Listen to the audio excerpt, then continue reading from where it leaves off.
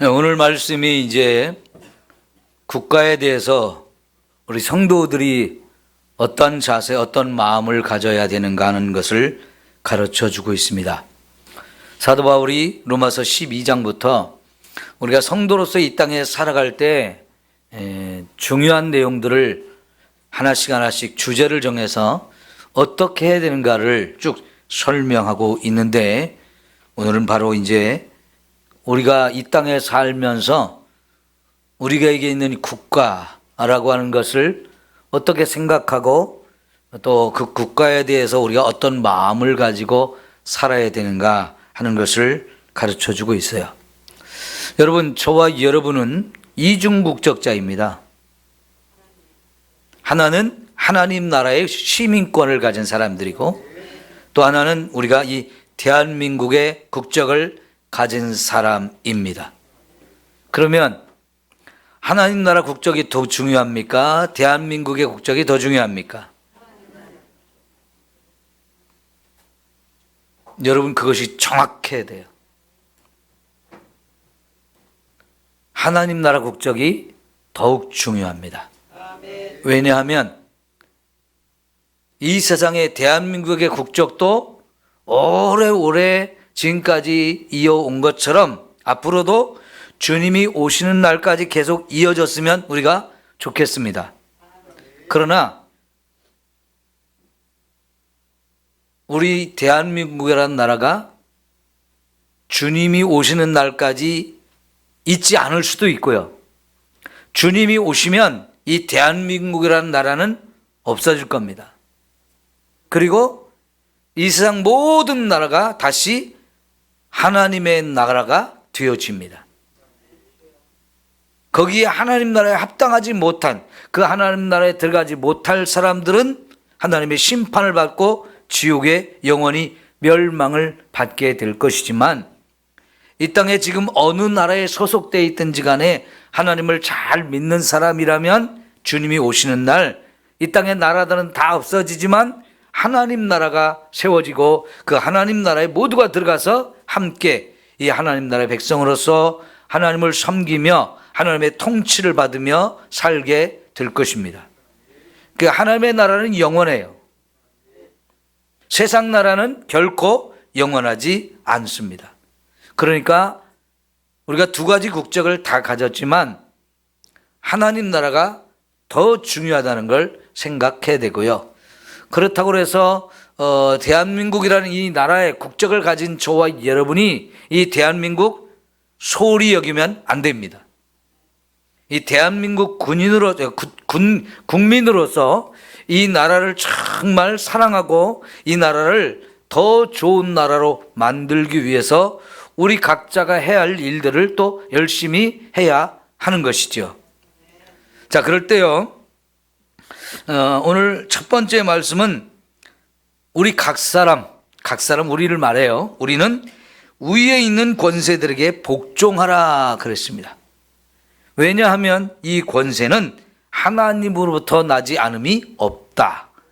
모든 권세는 하나님이 세워주셨다. 그렇기 때문에 우리는 그 하나님이 세워준 권세에 대해서 복종해야 된다라고 말씀을 하세요. 여기서 말하는 권세, 우리가 이제 잘 구별을 해야 되는데요. 이 권세는 뭘 말하는 거냐면 이 나라, 정부를 이 국가, 나라 혹은 이 나라를 통치하는 정부, 그리고 통치권, 이것을 말하는 겁니다. 그 통치권을 행사할 수 있도록 세워진 사람을 말하는 건 아니에요. 다시 말하면 그 통치자들은 바뀔 수 있잖아요. 윤석열이 됐다가, 그전에는 문재인이었다가, 그전에는 박근혜였다가, 그전에는 노무현이었다가, 이렇게 통치권자는 자꾸 바뀝니다. 특히 우리나라는 4년에 한 번씩 이게 새로운 대통령을 뽑게 되어 있죠. 그 대통령은 자꾸 바뀝니다. 그러나 대통령이라고 하는 이 권세, 그건 우리나라를 통치하는 권세지요. 그 대통령이라는 이 권세를 가지고 나라가 만들어지고 국가가 이제 유지되는 거예요. 지금 여기서 말하는 이 위에 있는 권세라고 말한 것은 우리나라의 정부 그리고 통치권 이것을 말하는 겁니다. 그런데 이 통치권과 나라와 이런 것들은 누가 세운 것이라고요? 하나님이 세우신 것이다 하는 거예요. 그러면 여러분, 이 나라의 주인은 누구일까요? 백성이, 인간적으로 보면 백성이에요. 모든 백성이 이 나라의 주인이에요. 그러나 성경적으로 보면 이 나라의 진짜 주인은 하나님이십니다. 그래서 하나님이 이 나라를 세워주셨고 또 이 나라의 통치권을 세워주셔서 저와 여러분이 이 나라 안에서 지금 이만큼 복을 누리고 있는 줄 믿습니다. 만일 우리 나라가 없어진다고 생각합시다. 정부가 없어지는 거예요. 우리가 무정부 상태라고 말하죠. 여러분, 세상에는요, 나라가 있었다가 없어진 나라도 많아요. 그럼 나라가 없어지면 그 백성들은 그 나라가 망하고 다른 나라가 집어삼켜서 집어삼킨 나라의 백성이 되기는 하지만 또 어떤 사람들은요, 없어진 나라, 그 나라를 정말 사랑하고 그 나라를 다시 회복하려고 노력하는 사람들이 정말 많아요. 그래도 그 나라를 회복하지 못하고 그냥 없어진 나라가 얼마나 많습니까? 우리가 역사적으로도요, 성경에도 보면 수많은 나라가 이스라엘 주변에 있다가도 없어진 나라가 굉장히 많잖아요. 그것처럼요, 이 땅에 나라가 있다가 없어진 나라가 많은데, 여러분, 우리나라는 이 5,000년이라고 하는 역사를 이어오면서 나라가 없어지지 않은 것 얼마나 감사한 일입니까? 그렇다고 우리나라가 뭐 힘이 막강한 나라가 아니었어요. 땅덩어리도 조그맣고 백성도 많지도 않고 특별히 우리 주변에는 강한 나라들이 많았습니다. 특별히 중국, 몽골, 또 일본, 또 러시아, 전 세계에 역사적으로 강한 힘을 가진 나라들이 우리 가까이 있었는데도 불구하고 우리나라가 그런 나라의 침략도 많이 받았죠. 그런데 우리나라가 없어지지 않고 이 5,000년 동안 유지할 수 있었다는 게, 우리가 이 나라가 있다는 거 정말 감사해야 될 일인 거예요. 나라가 없어질 위기도 정말 많이 우리가 겪었잖아요. 전쟁을 정말 많이 경험했어요. 외적의 침입이 정말 많았습니다. 그래서 나라를 완전히 빼앗긴 적도 있었죠. 지배를 당한 적도 있었습니다. 그러나 놀랍게도 그 지배에 당한 그것을 해결을 받고 다시 회복되어져서 이 5,000년을 이 나라가 유지했다는 것은, 이 조그만 나라가, 또 백성도 많지 않은 나라가, 강하지도 않은 나라가 이렇게 이어져 왔다는 거 너무나 놀라운 일이지요. 감사하게도요, 우리나라가 정말 위기에 처했을 때, 나라가 없어질 만한 그런 위기에 처해 있을 때 위대한 일꾼들을 하나님이 세우셔서 이 나라를, 외적을 물리치고 회복시켜준 그런 일들이 참 많았잖아요. 여러분, 이순신 장군 어때요? 임진왜란 때 나라가 완전히 다 짓밟혔잖아요. 좋은 것 다 빼앗겼잖아요. 사람도 많이 끌려갔잖아요. 그런데 이순신 장군이 나타나서요, 야, 심지어는 12척밖에 안 되는 배를 가지고 일본에 몇천 대가 되고 몇십만 명이 되는 이 해군을 그냥 바다에서 막 다 격파시켜 가지고 나라를 다시 회복시킨 거는요, 어마어마한 사건이에요. 고려 시대에도요, 고구려 시대에도요, 정말 위대한 일꾼들이 이 나라에 세워져서 그런 외적의 침입을 물리치고 나라를 구한 일은 너무나 놀랍잖아요. 우리 강감찬 장군, 혹은 안시성의 싸움 그 성주였던 양만춘 장군, 이런 사람들이 아니었으면요, 우리나라 완전히 없어질 만한 위기가 정말 많았어요. 근데 그때마다 그런 위대한 일꾼들을 하나님이 세워주셔서 나라를 지켜주셨다는 건 정말 감사한 일이죠. 여러분, 그런데 우리가 지금 이렇게 살면서 우리나라가 공산국가가 안 되고 자유민주주의 국가가 된 거, 이것도 정말 감사한 거예요. 전 세계적으로 공산주의가 되어진 나라, 잘 사는 나라가 있는지 보세요. 백성들이 자유를 제대로 누리며 평화를 누리며 이 복을 누리는 나라가 있는가 한번 살펴보세요. 공산주의가 되어진 나라치고 이런 자유와 평안과 축복을 누리는 나라가 하나도 없습니다. 그런데 우리나라도 공산화될 수 있었다나요. 해방이 되고 나서 우선 우리나라가 공산주의가 될 거냐 할 거냐 자유민주주의를 할 거냐 했을 때 북한의 김일성이 들어와서 북한 쪽을 공산국가로 만들었고요. 남쪽에 이승만을 통해서 대한민국이라는 이 정부가 수립되면서 자유민주주의 체제를 선택하게 된 거, 이거는 정말 큰 은혜요 축복입니다. 그리고요, 5,000년 동안 가난했던 나라가 이렇게 전 세계에서 정말 많은 나라가 부러워할 만큼 부자 나라, 부유한 나라, 축복받은 나라가 된 거 얼마나 감사합니까? 여러분, 6.25 전까지만 해도, 6.25가 일어났을 때만 해도 우리나라는 전 세계에서 제일 가난한 나라였어요. 심지어는 필리핀이나 에티오피아 사람들도 우리를 도우러 왔어요. 그 나라가 우리보다 더 나았기 때문에요. 그런데 그런 나라들 그 뒤로 발전하지도 못하고 더 나빠지기도 하고 그랬거든요. 근데 정말 모든 것이 다 부서지고 파괴되어서 정말 굶주렸던 이 나라가 이렇게 70년의 세월을 지나오면서 전 세계 10위 이 안으로 들어와서 잘 사는 나라가 됐다는 것은 너무나 엄청난 축복이죠. 이런 나라가 속에서 우리가 살고 있다는 거, 우리나라가 이런 나라가 됐다는 거 정말 감사할 일인 줄 믿습니다. 그러니까요, 지금 이 나라가 없다면 이거는 우리가 생각할 수도 없는 끔찍한 상황일 거예요.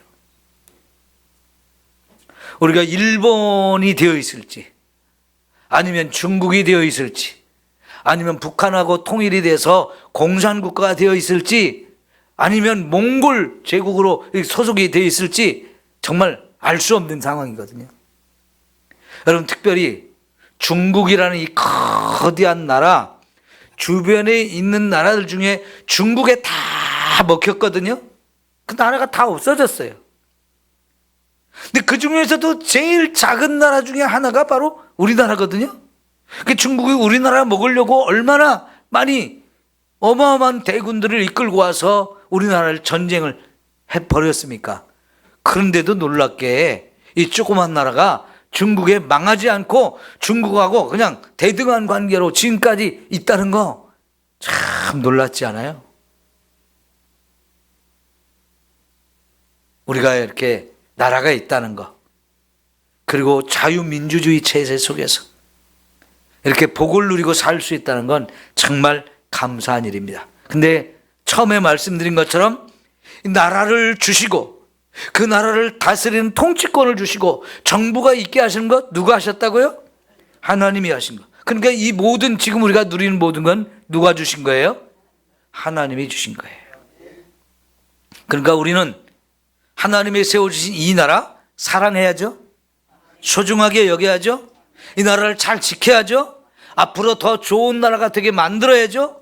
이거는 이 시대를 살아가는 우리의 사명이고 우리의 몫이에요. 그래서 우리 자녀들이 더 좋은 나라에서 살게 만드는 거, 이거는 우리가 해야 되는 일이에요. 사실 여러분, 지금 70대가 되시고 80대가 되신 분들, 태어났을 때는 나라가 일본에게 빼앗겼거나, 아니면 6.25 전쟁을 겪었거나, 아니면 다 먹을 것이 없어서 굶주린 배를 끌어치고 정말 배고픈 걸 참으며 살아왔던 사람들인데, 그분들이 정말 열심히 살아서 지금 이 나라를 이렇게 만든 줄 믿습니다. 그러니까 우리는요, 지금 우리 현재 연세 드신 어르신들에 대해서 정말 고마워할 줄 알고 존경해야 돼요. 역사 가운데 이렇게 위대한 일을 한 시대가 없어요. 물론 아까 말씀드린 대로 우리 막 시대별로 많은 어려움도 있었지만 그 어려울 때마다 정말 나라를 지키기 위해서 목숨을 걸고 싸워서 이 나라를 지켜오신 그분들 한 분 한 분들이 다 소중한 분이지만 역사를 놓고 봤을 때, 긴 역사를 놓고 봤을 때 요 지난 한 70년, 한 80년 요 시기에 우리나라가 이런 자유 대한민국, 그리고 정말 복된 축복을 누릴 수 있는 이런 나라를 만들어 온 것은 바로 여러분 자신이고요, 연세 드신 분들의 정말 피눈물 나는 노력 때문에 되어진 거잖아요. 40대 이하의 젊은 사람들은요, 이 공을 잊으면 안 돼요. 부모로서 부모 세대를 존경하는 것도 당연한 거지만 정말 이 나라가 아무것도 없이 다 무너지고 깨어지고 굶주리고 없는 그런 시대에 정말 굶주린 가운데서 열심히 살아가지고 이만큼 엄청난 자유와 축복을 누릴 수 있는 나라를 만든 주인공들이잖아요. 그죠? 정말 존경하고 소중하게 여기고 감사할 줄 알아야 됩니다. 자, 여러분, 2절에 보니까 그러므로 권세를 거스르는 자는 하나님의 명령을 거스림이니 거스르는 자들은 심판을 자취하리라 그랬습니다. 여러분, 하나님이 세워주신 나라, 하나님이 세워진 정부, 이거는 거스르면 안 된다는 거예요. 인정하지 않고 복종하지 않고 이러면, 순종하지 않고 이러면 그 사람은 당연히 심판을 받아 마땅하다는 겁니다. 그건 허락돼서는 안 된다는 거죠. 다시 말하면요, 우리나라를 없애버리려고 한다, 우리나라를 전복시키려고 한다, 우리나라를 깨트리려고 한다, 그런 세력 우리가 허락하면 되겠어요, 안 되겠어요? 안 되는 거지요. 그러니까 예를 들어서 우리나라를 없애버리려고 하는 사람, 구체적으로 말하면 우리나라를 쳐들어오는 사람, 아니면 우리나라를 엿보는 사람들이 보낸 스파이, 간첩, 이런 사람들은 있어서는 안 되겠죠. 우리가 그런 것들은 다 처단을 해야 됩니다. 그거는 나라를 지키기 위해서는 당연히 해야 되는 거예요. 하나님이 세우신 이 나라, 하나님이 지켜주시고 지금까지 이끌어주신 이 나라를 우리는 그렇게 해서 나라를 지켜야 하는 거겠죠. 거기 반드시 심판을 해야 된다는 겁니다. 하나님의 명을 거스르는 것이기 때문에 절대로 그런 일을 하는 사람이 있어서는 안 된다 하는 거지요. 자, 그런데 3절에 보면 다스리는 자는 그랬어요. 다스리는 자는. 자, 요거는요, 1절에서 말했던 권세와는 다른 거예요.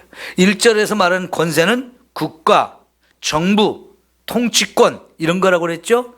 이제 그런데 3절에서는 그런 국가의 통치자로 세워진 사람, 옛날로는 왕, 지금으로 말하면 대통령, 이런 사람들이에요.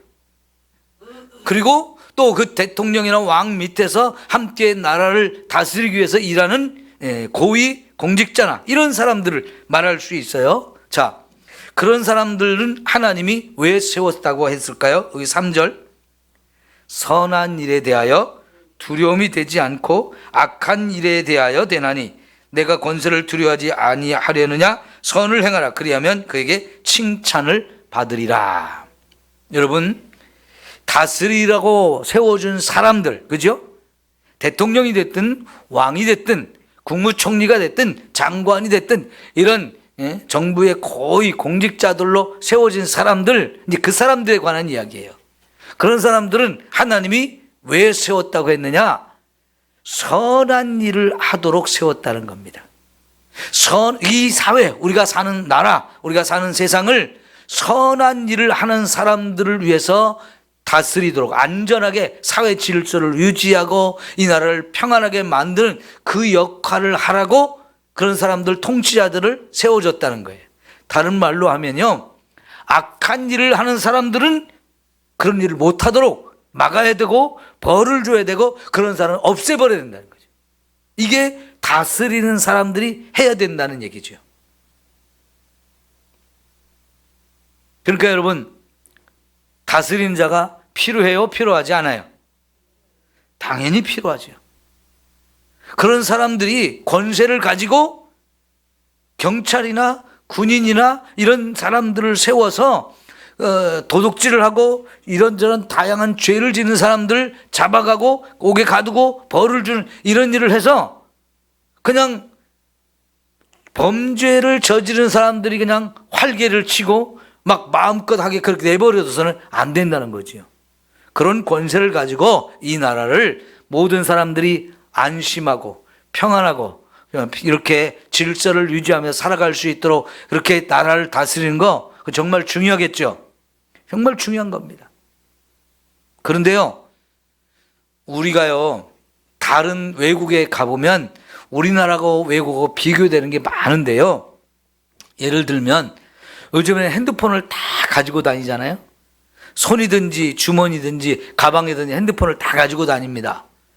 근데 우리가요, 우리나라에서는 내가 커피숍에 가서 차를 마시다가 테이블 위에 핸드폰을 놓고 화장실을 갔다 오면 핸드폰이 그대로 있습니까? 없습니까? 당연히 있죠. 핸드백을 놓고 가도 당연히 있습니다.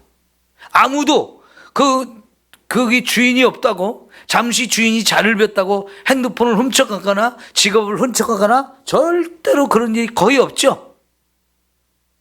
물론 우리 사회도 도둑질하는 사람도 있고요, 쓰리꾼도 있고요, 훔쳐가는 사람, 이런 사람도 있기는 있어요. 그러나 그건 많지 않아요. 그 드문 일이에요. 심지어 내가 거기다 물건을 놓고 깜빡 잊고 집에 갔어. 다른 데로 갔어. 그럼 내가 잃어버린 거잖아요. 근데 거기에 카드도 들어있어. 현금도 들어있어. 또 이런 다른 중요한 것도 들어있어. 그럼 이제 우리 깜짝 놀라잖아요. 그죠? 그런데 놀랍게도 그걸 되찾는 일이 대부분이죠. 주인한테 연락을 해보면, 거기 핸드폰이 있었습니다. 제가 보관하고 있습니다. 가방도 보관하고 있습니다. 아니면 다른 사람이 이거 떨어졌는데요, 이거 주인 오면 찾아주세요. 맡기기도 하고요. 경찰에 신고해서 파출소나 경찰서에 가면 그게 있기도 하고요. 그러죠? 참 좋은 나라예요. 그런데 여러분, 우리나라 같은 나라가 별로 없습니다. 미국이 됐든 유럽이 됐든 아시아가 됐든 다른 나라 가보면요, 그런 거는 꿈도 못 꾸는 일이에요. 우리나라가 그런 나라라는 걸 사람들이 보면서요, 깜짝 놀라요. 깜짝 놀라요. 어떻게 사람들이 그래요? 왜? 그런 나라들은요, 누가 핸드폰을 놓고 여기 테이블에 놓고 화장실 갔다? 그러면 당연히 없어지는 겁니다. 서로 못 가져가서 난리예요.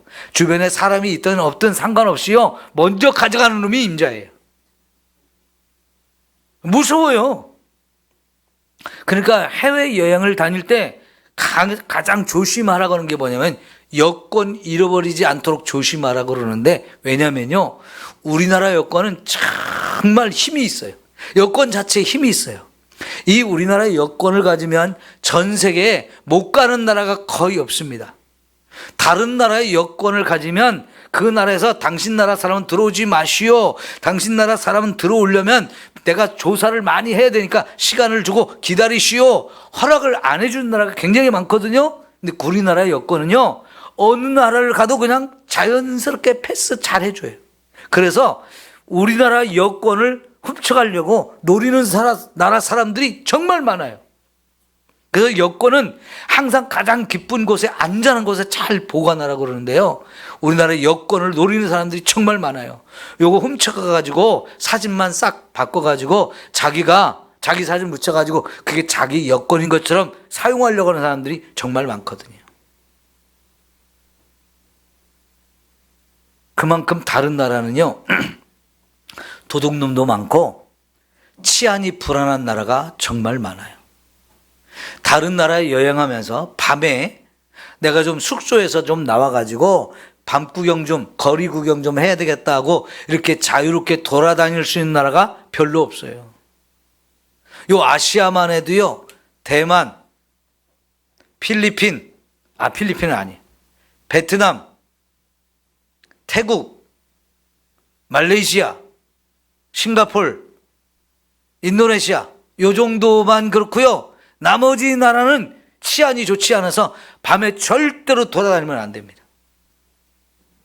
언제 어디서 뭐가 나올지 몰라요. 필리핀이라는 나라는요, 이렇게 동네에 있는 구멍가게만 가도요, 다 철창을 쳐놨어요.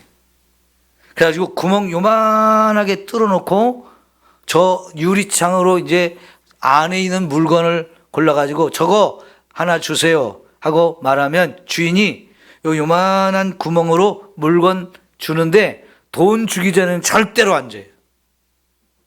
요만한 구멍으로 돈을 받아야 물건을 줍니다. 근데 그런 조그만 동네에 있는 구멍가게도 다 철창으로 해놨어요.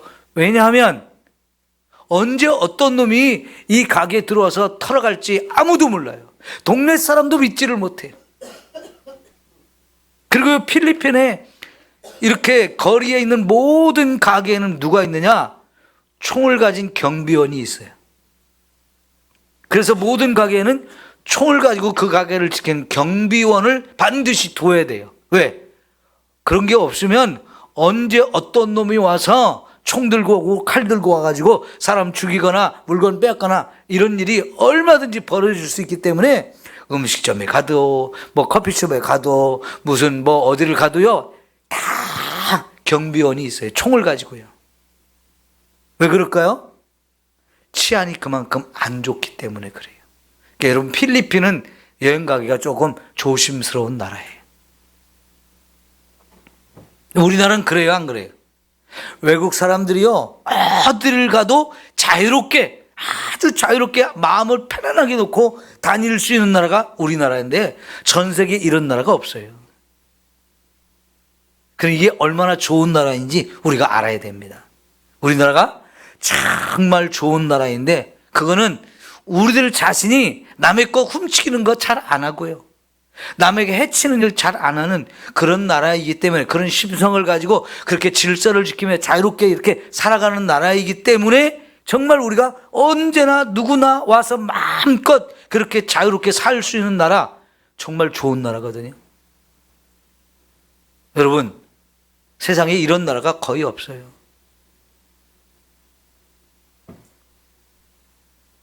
다른 나라 가면 언제 누가 나를 때릴까, 언제 내 것을 빼앗아 갈까, 언제 무엇을 잃어버릴까 항상 조심하면서 다녀야 된다는 게 참 무서운 거예요.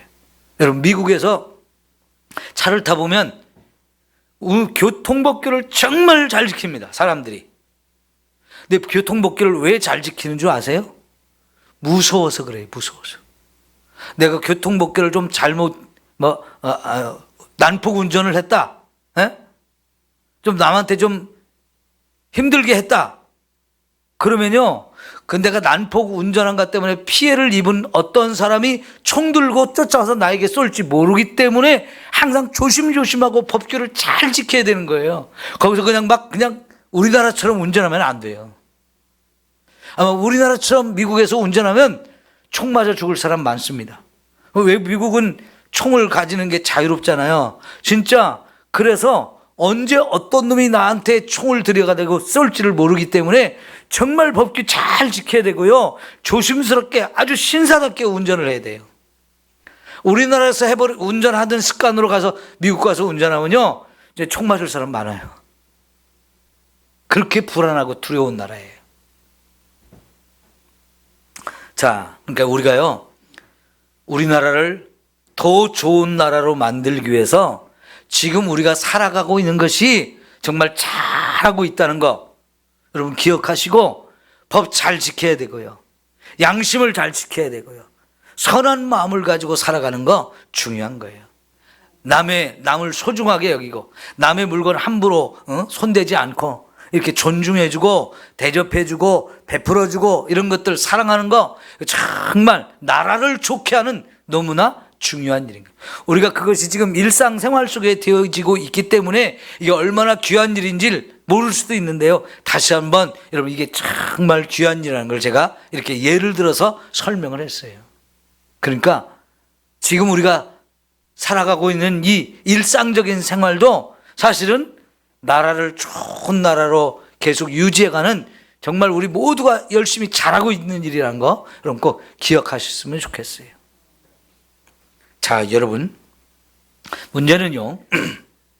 선한 일을 위해서 지도자들을 세웠는데 다스리고 통치하는 사람을 세웠는데 이 선한 일을 해야 될 지도자가 통치자가 선한 일을 못할 때 어떻게 해야 될까요?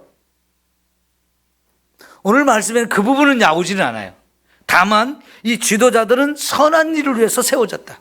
그들이 선한 역할을 통해서 사회를 안정시키고 질서를 유지하고 모두가 자유를 누리고 행복하게 살 수 있는 좋은 나라를 만드는 역할, 그게 이제 지도자들이 해야 될 역할이라고 그랬어요. 그런데 그런 역할을 못하는 지도자, 더 구체적으로 말하면 악한 지도자, 악한 짓을 하고 권력을 남용하고 자기 이익을 위해서 좀 못된 짓을 하고 이런 지도자가 있다면 이건 어때요? 오늘 말씀에 그 부분에 대한 이야기는 안 나오지만 여러분 우리는 그것은 거부를 해야 됩니다. 그러니까요 우리나라 법에 탄핵이라는 제도도 있는 거고요. 네? 탄핵이라는 제도가 있어요. 요즘에 너무 남발돼서 좀 문제는 되지만 원래 탄핵이라는 건 뭡니까? 지도자에 대해서 당신은 지도자로서 잘못했으니까 내려오시오 하고 그런 권한을 준 거거든요. 물론 거기에 맞서서 비상계엄을 내릴 수 있는 권한도 대통령이 또 주기는 했어요. 그러니까 이렇게 서로 견제가 되어지는 거죠. 이런 것들이 뭐냐면 잘못하고 있는 것에 대해서 무조건 거기에 더 순종하고 거기서 따라야 된다, 이게 아닌 거예요. 물론 소크라테스가 악법도 법이다 하면서 악법일지라도 법이 되어졌기 때문에 지켜야 된다는 말을 하긴 했지만 여러분 꼭 그 말이 진리는 아니에요. 법은 중요합니다. 그런데 그 법이 정말 양심에 맞고 윤리적이고 모든 사람들에게 유익이 될 수 있는 그런 법을 만들어야 되지, 악법을 만들면 그거는 안 되지요. 그러니까 우리가요 평등법이라든가 이런 법들, 동성애를 합법화시키려고 이런 법안들 우리가 거부하는 이유가 거기에 있는 거예요. 그죠? 그러니까 우리가 이 기준이 뭐냐면 첫째 기준은 하나님의 말씀, 두 번째 기준은 우리의 양심이에요. 그러니까 아까 처음에 말씀드린 것처럼 우리는 대한민국이라는 나라의 국적을 갖기도 하지만은 그보다 더 중요한 하나님 나라의 국적을 가지고 있다는 말이에요. 그죠? 그랬으면 우리가 하나님의 법도 있고 대한민국의 법도 있어요. 그런데 대한민국의 법 중에 이제 하나님 나라의 법에 다른 하나님 법하고 맞지 않는 그런 잘못된 법이 만들어진다. 그러면 우리는 어떤 법을 더 따라야 되겠어요? 당연히 하나님 나라의 법을 따라야 되는 거죠. 그러니까 성경의 말씀에 위배되고 성경과 다른 이런 법을 만들어서 대한민국을 바꿔가려고 하는 어떤 시도가 있으면 그거는 우리가 거부해야 되고 당연히 그걸 반대해야 되는 거지요. 법이 그렇다고 하면 법 문제도 그런 것처럼 정말 이런 대통령이나 어떤 지도자가 이런 잘못된 일을 하고 있다, 하나님 말씀에 위배되고 국민들의 이 행복과 또 자유와 이런 것들을 해치는 잘못된 일을 하고 있다, 아니면 주어진 권세를 가지고 자기의 유익을 위해서 개인적으로 그것을 남용한다, 그러면 이런 것들은요 당연히 벌을 줘야 되고 당연히 거부해야 되고 쫓아내야 된다는 것이에요. 그러니까 여러분 우리 왜 근대 역사 중에도 4.19 의거가 있었잖아요. 민주화 운동이 있었잖아요. 이런 것들이 다 잘못된 일에 대해서 우리 국민들이 거부하면서 역사를 바꾸었던 그런 일들이거든요. 물론 그 전에 6.25 전쟁 그걸 거부하면서 목숨을 걸고 우리가 군대에 나가서 싸우면서 나를 지켰던 일, 또 일제시대에 독립운동을 했었던 일, 이런 모든 일들이 다 잘못된 것에 대해서 국민들 스스로가 판단할 때 이거는 잘못했습니다 하고 거부하고 이거를 바꾸기 위해서, 바로잡기 위해서 정말 목숨까지도 내걸고 함께 노력한 이런 일들이거든요. 그러니까 이런 일은 정당한 것이고 바른 것이라는 거지. 옛날에 독일의 2차 대전이 일어났을 때 독일을 통치한 사람이 누굽니까? 히틀러라는 사람이잖아요. 이 사람이 너무나 악한 짓을 많이 했어요. 아마 인류 역사상 가장 악한 짓을 많이 한 사람이 히틀러일 겁니다. 그런데 그 시대에 독일에 본회퍼라는 젊은 목사님이 있었어요. 30대 젊은 목사님. 목사님, 그 당시에 목사님들 중에도 히틀러가 옳다고 인정하면서 히틀러에게 충성했던 그런 목회자들도 많았습니다. 물론 거부하는 그런 목사님들도 있었지만 가장 앞장서서 거기에 거부했던 사람이 30대의 본회퍼라는 목사님이었어요. 처음에는 그분도 고민이 많았습니다. 이거 지금 뭐 히틀러를 인정해야 되는가, 반대해야 되는가, 히틀러를 찬성해 줘야 되는가, 거부해야 되는가, 이거 고민을 많이 했는데 보면 볼수록 이게 잘못됐구나 하는 걸 깨닫고 반대하는 일을 했는데요. 그분이 내세운 논리가 뭐냐면, 버스 운전기사가 승객들을 많이 태우고 달리는데 갑자기 이 버스 운전사가 미쳤어. 그 난폭 운전을 할 뿐만 아니라 지금 사고 위험이 너무 많은, 막 너무 위험스럽게 운전을 해. 언제 사고가 날지 몰라. 그러면 그 승객들이 그냥 구경만 하고 있어야 됩니까? 기도만 하고 있어야 됩니까? 아이고 잘하게 해주세요. 좀 정신 차리고 좀 잘해주세요. 이렇게 사정을 해야 됩니까? 어떻게 해야 됩니까? 그 기사를 끌어내리고 운전대를 더 이상 못 잡도록 해야 될 거 아니에요. 그죠? 안 그러면 그냥 두면 그 버스 안에 있는 승객도 다 위험하고 또 도로에 있는 걸어가는 사람, 또 다른 차에 탄 사람은 다 위험하잖아요. 그죠? 정말 많은 사람이 위험하단 말이에요. 그러니까 그 미치광이 운전수가 운전을 하고 있다면 그 운전수 절대로 그냥 두면 안 된다 하면서 히틀러는 그 미치광이 운전사와 똑같아. 나라를 지금 잘못 다스리고 있고, 그래서 이 잘못된 사람이 운전을 하면서 이 나라 백성들도 지금 다 죽이고 있고 위태하게 만들고 있고 주변에 있는 나라 다 전쟁을 해서 수많은 사람 죽이고 있고, 그런데 더 이상 그냥 두면 안 된다면서 저항운동을 펼쳤어요. 그러다가 발각이 돼서 잡혀가지고 감옥에 들어가 있다가 30대 중반에 감옥에서 죽었어요. 그렇지만 여러분, 그런 사람들이 필요하다는 얘기죠. 언제나 우리가 사는 이 나라는 좋은 나라가 돼야 되잖아요. 근데 언제 어떤 지도자가 잘못된 일을 얼마든지 할 수 있어요. 우리 역사 가운데도 그런 잘못된 일을 한 통치자들은 얼마든지 있으니까요. 왕권 시대에는 왕권이 너무 강해가지고 꼼짝 못하게 하는 그런 상황이어서 반역을 일으키면 뭐 3족을 멸한다, 9족을 멸한다, 이러니까 이제 반역도 못하고 그런 일들이 있었지만, 이 자유민주주의 체에서는요, 그런 잘못된 일을 하는 지도자에 대해서는 국민들이 저항권을 통해서 그것을 또 거부할 수도 있고 저항하고 탄핵하고 쫓아내고 이런 일도 하는 거거든요. 그래야 우리가 사는 나라가 좋은 나라가 되고 건강한 나라가 되고 안전한 나라가 되고 자유로운 나라로서 이렇게 살아갈 수 있잖아요. 그런 나라를 우리 후손들에게 계속 물려주어서 우리 후손들이 더 좋은 나라에서 살도록 해야 되지 않겠어요?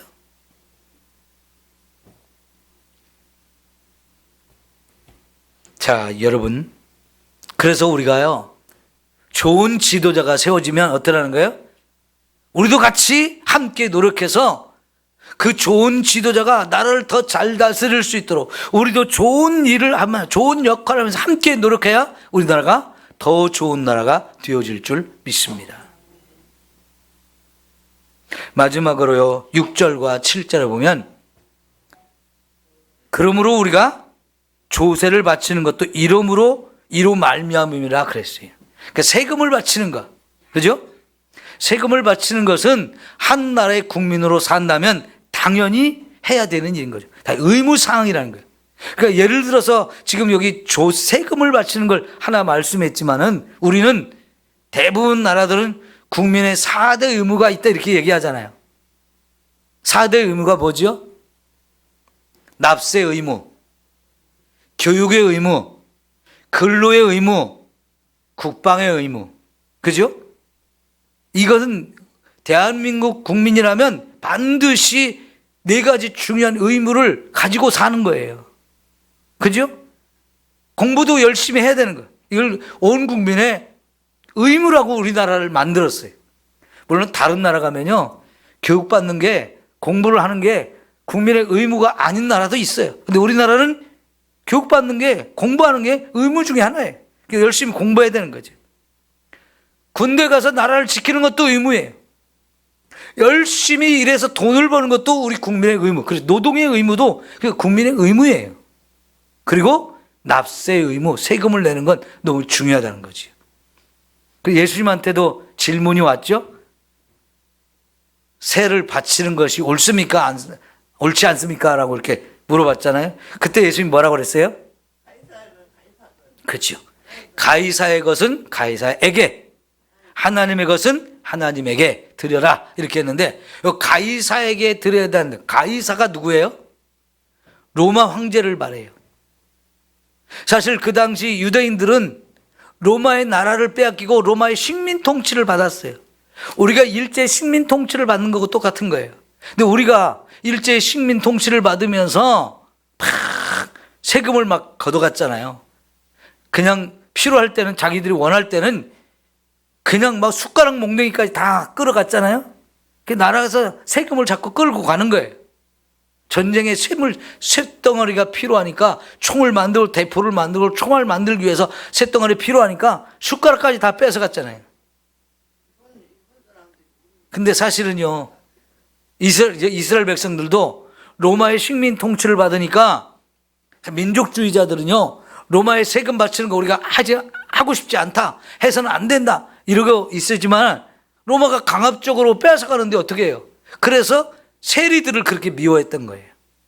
유대인들이 세리는 정말 못된 놈이다, 매국노다 하면서 막 세리를 미워하고 죄인 취급했는데, 그러니까요, 여러분, 예수님한테 이 질문을 했을 때 세금을 바치려고 하면 친로마적인 생각을 가지고 매국노 같은 사람이라고 얘기하고, 세금을 바치면 안 된다고 말하면 로마에 저항하는 이 독립군을 가진 생각을 가진 사람이기 때문에 로마에 얼마든지 고발을 할 수 있거든요. 예수님이 정말 아주 곤란한 질문이었어요. 그런데 예수님은 가이사의 것은 가이사에게 바치고 하나님의 것은 하나님께 바쳐라.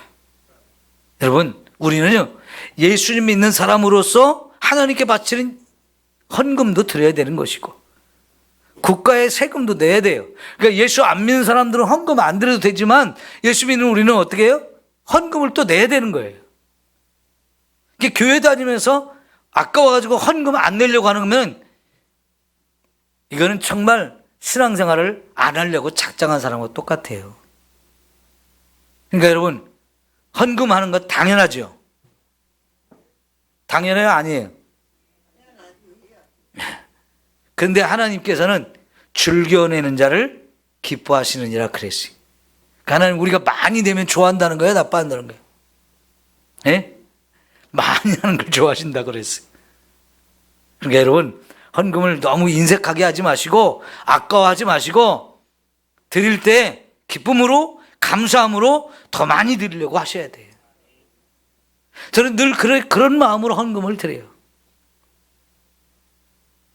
혹시라도 여러분, 사도 바울이 말한 것처럼 억지로 하거나 아까워서 안 드리려고 하는 그런 마음 갖지 않기를 바랍니다. 그건 하나님이 기뻐하시지 않아요. 하나님께 헌금을 드리면서도 하나님의 마음을 불편하게 만드는 거잖아요. 하나님이 없어가지고 우리 걸 가져가는 게 아니잖아요. 마음을 보시는 분인데, 그죠? 내가 기쁨으로 즐거움으로 드리는 거, 그 마음을 보시고, 야, 정말 내가 너무너무 기뻐하는 예물을 드렸구나, 그러면서 하는 더 많은 축복을 우리에게 주시는 건데, 그냥 드리는 것만 아까워하면 안 되는 거고요. 내가 드린 것보다 하나님 더 많은 걸 주시는 분이라는 걸 생각하면서 감사함으로 드리고, 기뻐함으로 드리고, 자원해서 드려야 합니다. 그것이 국가에 드리는 세금도 마찬가지인 거죠. 자, 사실 국가에 드리는 세금 정말 아까워하시는 분들이 많은데요. 여러분, 예수 믿는 사람들은 절대로 탈세하면 안 돼요. 여러분, 하재에서 이렇게 사시다가 이제 하재에서 다 나와야 됐을 때 그때 한번 생각해 보세요. 국가에 세금 안 내려고 신고 안 하고 배 사고 어업하고 또 농사 짓고 뭐 집 짓고 이런 사람들은 보상받을 때 제대로 못 받잖아요. 그때 세금 낸 사람, 신고하고 이렇게 정식적으로 이렇게 신고하고 한 사람들은요, 보상을 제대로 해주잖아요. 근데 그걸 신고 안 하고 세금 내기 싫어가지고 그냥 막 한 사람들은요, 인정을 안 해주니까 세금 많이 못 받은 거예요. 그거 왜 그래요? 세금 내는 게 아까워서 그랬던 거거든요. 물론 처음에 이사 올 때는 뭐 가난해서 그랬을 수도 있지만 살면서 이제 좀 형편이 나아졌을 때는요, 내야 되는 거예요. 예수 믿는 사람들은요, 열심히 일해서 내가 세금 많이 내는 사람이 돼야지, 이런 마음 가지고 열심히 일하고 일한 만큼 수입이 들어온 만큼 또 세금도 많이 내야 돼요. 그래야 나라가 부강할 거 아니에요? 나라가 이 세금을 걷어서 할 일이 많잖아요. 헌금도 마찬가지예요. 우리 열심히 믿음으로 일하고 하나님이 축복을 주실 때 그 가운데 하나님의 것을 자꾸 구별해야 드리는 거, 이거는 정말 하나님 앞에 우리가 해야 될 의무 상황이고 하나님이 기뻐하시면서 우리에게 축복하실 수 있는 귀한 은혜이기 때문에 의무적인 건 반드시 해야 된다는 거죠. 그게 바로 우리가 사는 나라를 더 좋은 나라로, 더 귀한 나라로 만들어 갈 수 있는 거거든요. 우리 오늘 예배를 마치면서 나라를 위해서 한번 기도합시다. 지금도 여러 가지 위기 상황 속에 있는 거 많지요? 하나님이 이 나라를 다스리시고 주권하시고 주인이시기 때문에 하나님이 이 나라를 빨리 모든 문제 해결해 주시고 잘못된 걸 잘못되다고 밝혀주셔서 정의가 제대로 서게 하시고 이 나라가 지금보다 더 건강하고 좋은 나라가 될 수 있도록 해달라고 우리 함께 하나님 앞에 주여 한번 외치고 기도합시다.